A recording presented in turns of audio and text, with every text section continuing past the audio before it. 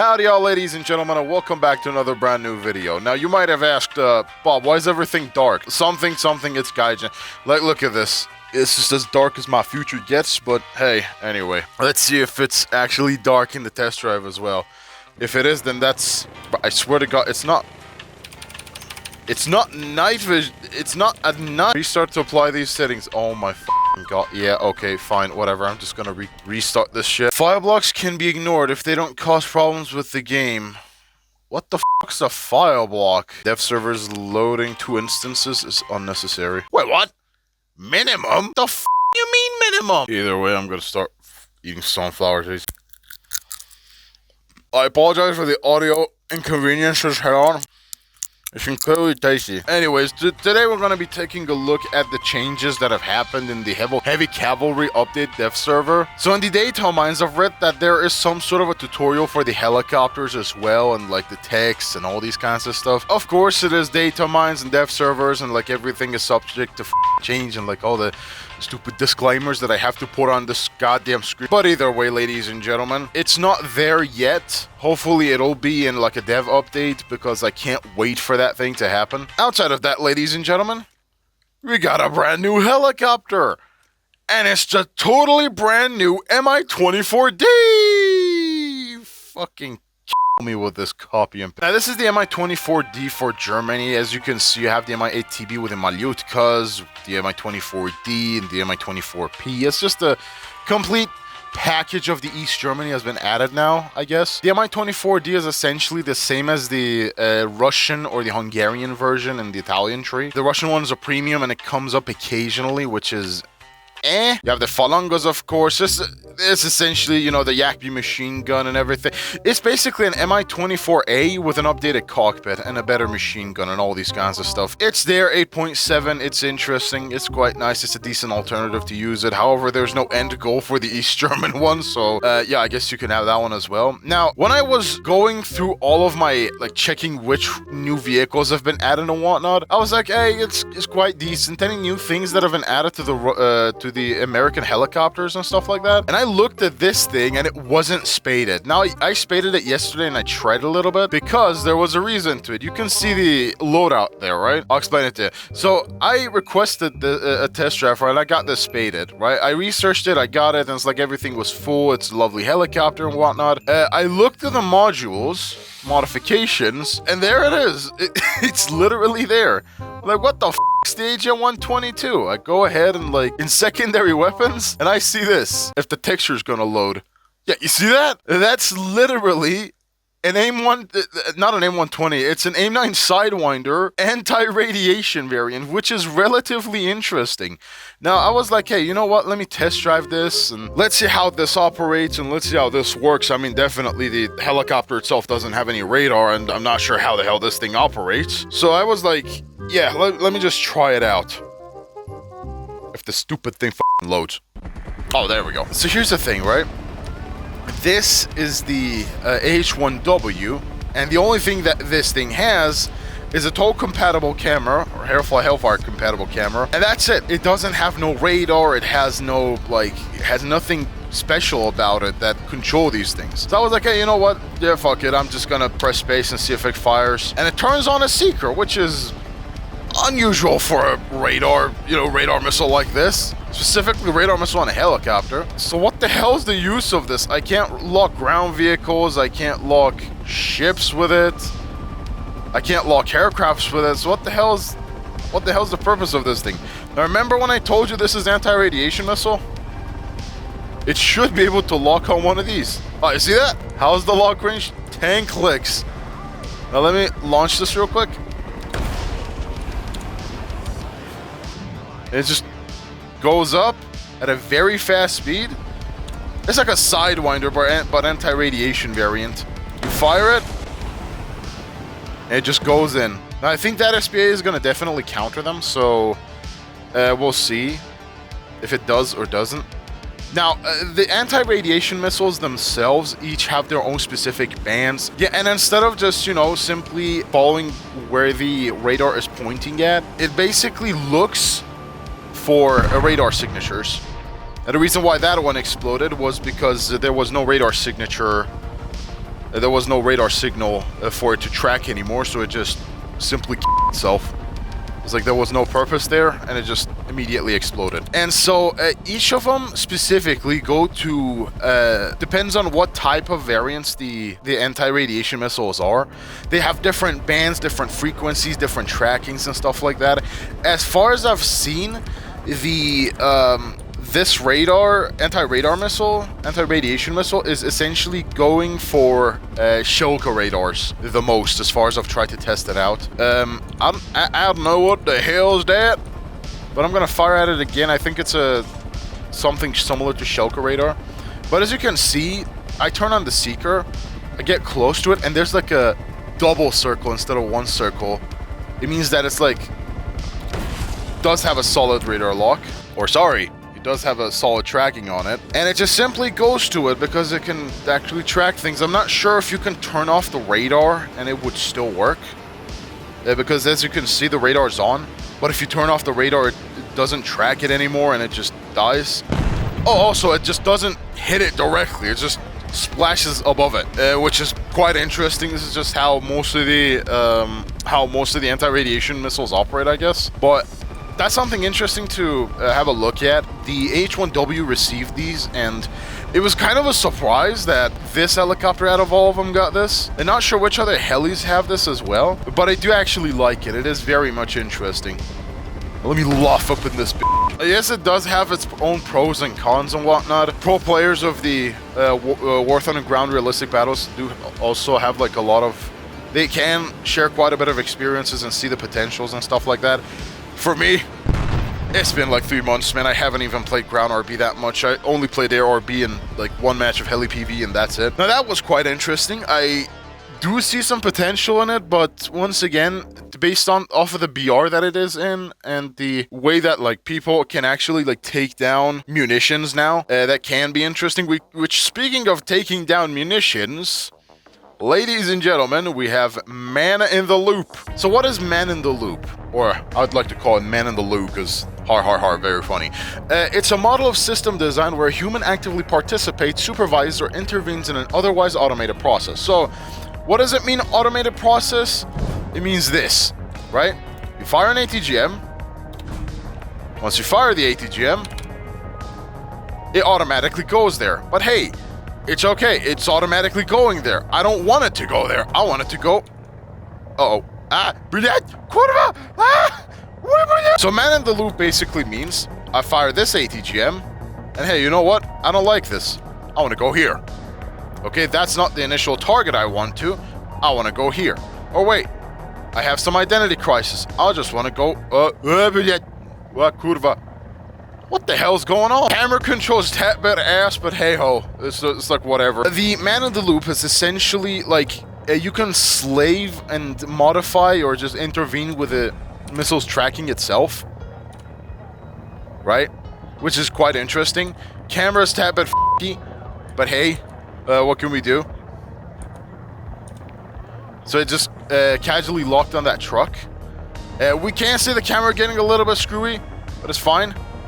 As you can see, it has been completely destroyed by our LMUR missile. Once again, say for example, hey, I have vehicles that are moving at that position, right? I'm gonna lock them, and then I'm gonna immediately fire them.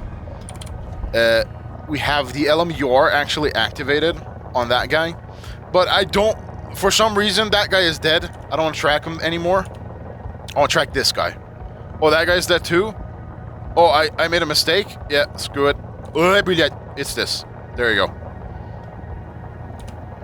Now it's tracking that. And as you can see, camera's tab at but eventually, it'll go there and totally destroy it. Now, this is quite amazing for something like the LMURs with like 20 kilograms of explosive mass. It is very amazing. But this is not the... Oh, my keycap fell off, son of a bitch. God damn it, my stupid phalanx system just fell out. Jesus Christ. Either way, what other ATGMs have this type of feature? Well, you have the Spike ERs, as far as I've tried. You have the Spike ERs that have this. You also have the Zine 10ME with a CM502KG. I haven't tried out I did try out the Jagums on the AH64E. They don't have this feature. Thank you so much, Gaijin. I didn't try this on the UHD Tiger with the Pars 3 LRs, but we're definitely gonna try this out. Also, thank you so much, Gaijin, for totally screwing up and outdating my video by adding 2 more of these. So you have the Pars 3 LRs, you have 12 of them instead of 8. Gaijin. But anyways, let's fire at him and let's see if you can see the man in the loop here. Doesn't have it.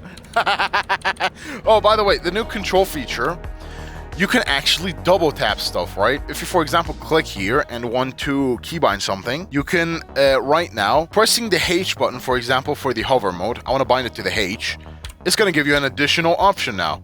You can either short press it or just click it. You can either long press it, which is going to work like that, and you can double tap it. Double tapping is going to be hella fun. Long press is going to be something. Short press is the default. Now, let's go back again and see how it's going to be like with the hold or the long press feature. So double tapping doesn't work, single tap doesn't work, we gotta hold it. Oh, so you just hold it and it just goes in. That's amazing. That gives us plenty of possibilities and it's quite incredible. Instead of just like, for example, I will click the countermeasure to click to fire countermeasures, But if I want to enable periodic countermeasure, I could just hold it. Right, where is this entire man in the loo thingy? As you can see, you can go over here and in the camera controls and you see hashtag hotkeys /ID _ camera _ shell _ FPV _ helicopter. Beautiful f***ing name, Gaijin. You can bind it to, for example, I'm gonna press it as like number 6. But after short press, and you could just do that, and it's quite amazing. Pars 3s don't have this feature, Jagums don't have it. Some other aircraft...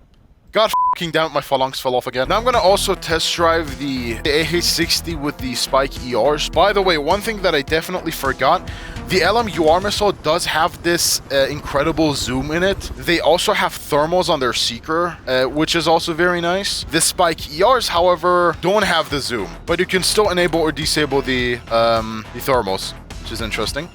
I'm gonna switch the target to that. What the f***?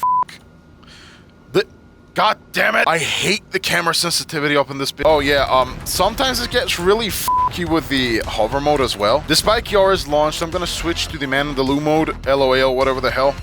And I'm gonna switch targets now. Oh no, never mind, I have identity crisis, so I'm gonna go for that. Now, this still does not fix the problem with the fire and forget missiles, right? LMURs have like 20 kilos of explosive mass. It's amazing, it's good and all. The problem we have with the Spike ERs, or Jagums are in a better situation. You can't aim for weak spots. If I, for example, wanna fire at this one again. Oh yeah, I pressed hover mode. It's still. Oh wait, hold on. I gotta hold it. There we go. Now I fired it. Let's say, for example, I wanna go for this specific part of the weak spot, where's the center line crew, or on the Bradley, or on the, for example, T-70, you see the T-72 right there, right? I'm going dead center. If I keep going dead center, I'm going to hit the gun barrel. That's not going to do anything. I kind of want to just aim over here, where I can finally, shaft things a lot more effectively than usual. But you get what I'm saying. It's like you can't aim for weak spots, which still doesn't fix it. It's a really decent feature. Don't get me wrong. It's a good one. But it just doesn't fix that one for me, at least. But you get what I'm saying, like in special occasions and different situations and whatnot, where the enemy tank is like next to a corpse and it's gonna go either in the middle of it, like in between two of them, or it's gonna go for the tank corpse itself. That can be that issue is still not fixed. But the fact that you can control this thing in the middle of the flight, dude, it's so f***ing cool. That, like, look at it. I wonder what you can do with it, though. Can you launch it behind the mountains, or can you launch it behind hills? Let me try Mi-20NM. Which one has the mountains? Yeah, there we go. Let's go to Afghanistan now. But once again, it's top tier, and you know, countering munitions and stuff is going to be very much common by the anti-airs, especially modern anti-airs. Now, I haven't checked the Panseer, the new Panseer that they added recently, right after the book. Like, yeah, book is a very incredible monster, but then adding that thing right after the book, I wonder what type of monster that one is. I've heard that it really engages the like as an entire, it engages the munitions incredibly well, which is definitely something. I gotta research it with like Golden Eagles and stuff. I don't know if my friends are online, if we can try it out in like customs and shit, but that could be definitely something. It could be really interesting, to say the least. Let me see if I can fire this ATGM behind and see if I can take down any of those SPAAs. I'm just gonna simply switch my system to that. And 3, 2, 1, fire. Right, man in the loop. Oh god. They hit the hill right in front of us, which is quite interesting. I wonder if you can peek out and then immediately go back down. Let's go to hover mode. Okay, let's see. Okay, we're still locked there. Okay, we've done it. We're gonna go there. Alright, so man in the loop is active. Oh, you can... Wow. What bomb Macleod, man? Holy shit. We're brilliant. And lock target. There you go. Hold on. What the hell is this site? Alright. Let's see. What? No signal? It's down?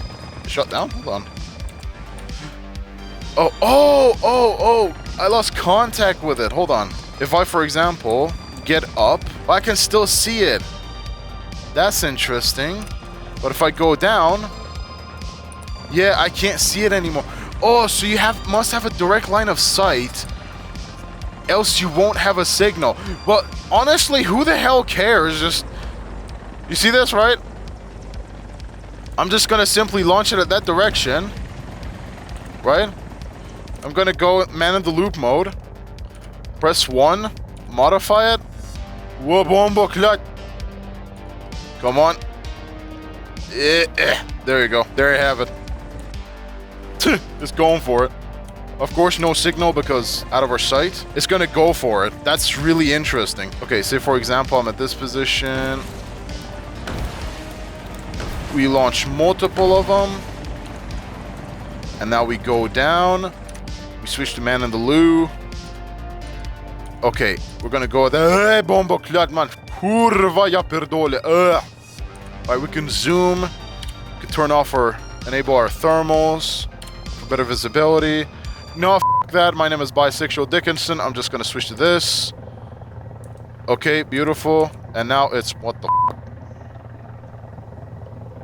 What the hell? Ah! Excuse me.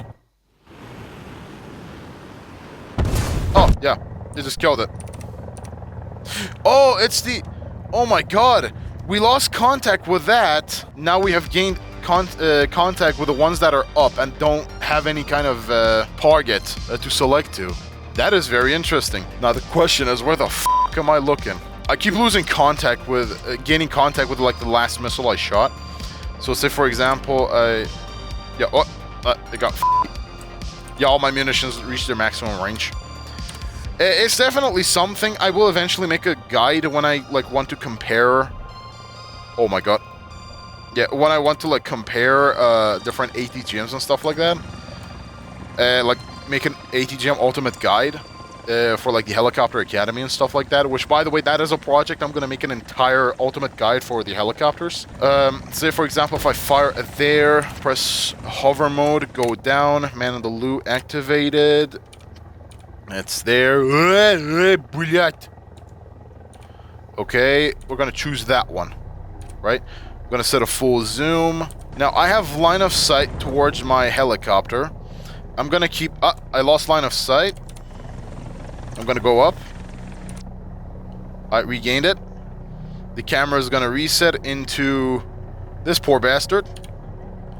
So you must have a direct line of sight to the missile, else the ATGM is gonna just not have any POV of it. You're not gonna have any POV of it. Very interesting. Now I can see a lot of scenarios in top tier where it can be incredibly useful, but at the same time, they can be taken down by, you know, different anti-airs and stuff like that, because once again, after all, you're just pretty much controlling one single ATGM. You can't control all of them, or all of them simultaneously, or just different types of them. You can control different ATGMs if you, say for example, have the last one that you should control completely out of your sight. Then the other one that's like gliding up in the air, you can control that one, but as soon as you gain access to the last one that you fired, it's gonna immediately switch to that.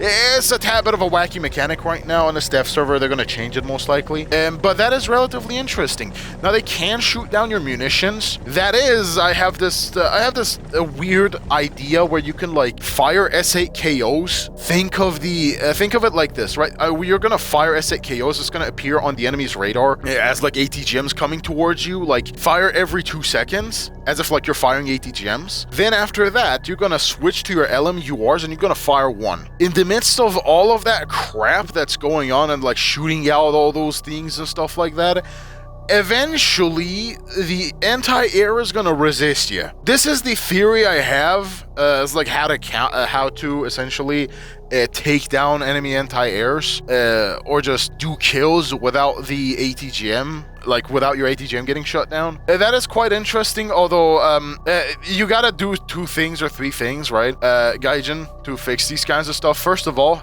add the man on the loot to this poor bastard, right? And the Porsche 3 LRs, or not, I don't know.